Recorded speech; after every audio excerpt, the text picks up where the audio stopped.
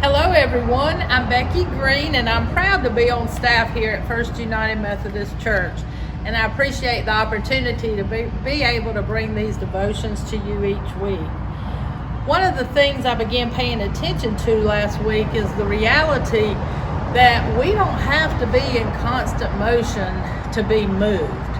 And here's what I mean by that. Last week I came out into the Columbarium and I just sat here.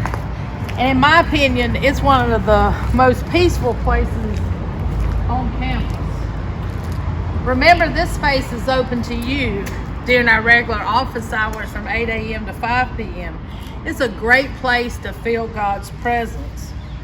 Last week I went for a ride with Catherine and Charlie, and as I looked through the sunroof, I saw these puffy clouds against the Carolina blue sky. And it reminded me of when Catherine was a child.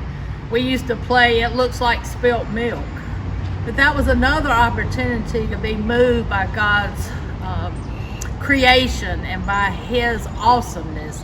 And it just reminds us that we do worship a God who is awesome.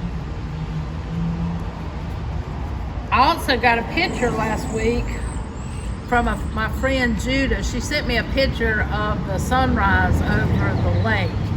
It was breathtaking. Again, just another way to be moved without being in constant motion. Last Friday, I was moved at a graveside service for Miss McMacken. That's Barbara Warlick's mother. The minister read a familiar passage from Ecclesiastes 3. There's a time for everything and a season for every activity under the heavens. And as I continued to listen to him, he said something that caught my attention. I heard him say a time to embrace and a time not to embrace.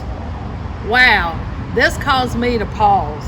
I don't ever remember hearing that verse. Maybe because I'm not much of a hugger, or maybe I thought the minister was just adding that line because the times that we're living in today. I couldn't wait to get to the car and to look up that passage on my app, on my phone. And there it was, Ecclesiastes 3:5.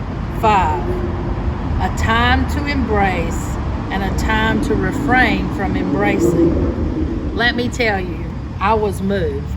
This God knows everything, including what we're going through right now. And I have another confession to make. Even for a non-hugger, this social distancing is difficult. I can't imagine what Jim Westmoreland feels like. I have honestly found myself wanting to hug so many times.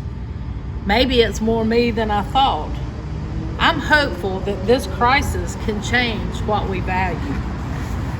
And finally, I was moved by a prayer that was shared with me by Angie Holler. And I invite you to pray and hear these words. Dear Lord, may we who are merely inconvenienced remember those whose lives are at stake. May we who have no risk factors remember those most vulnerable.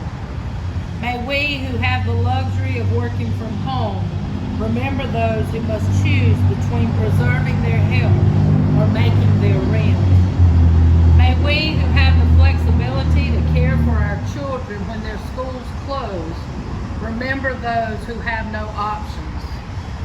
May we who have to cancel our trips remember those that have no place to go. May we who are losing our margin money in the tumult of an economic market remember those who have no margin at all.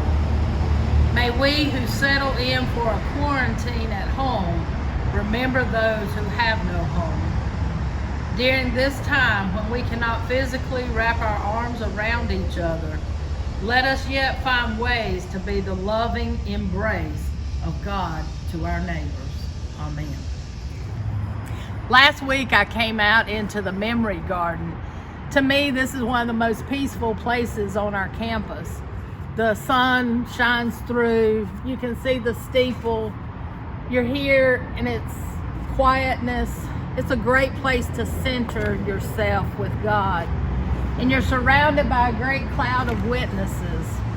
And I was reminded that we don't have to be in constant motion to be moved.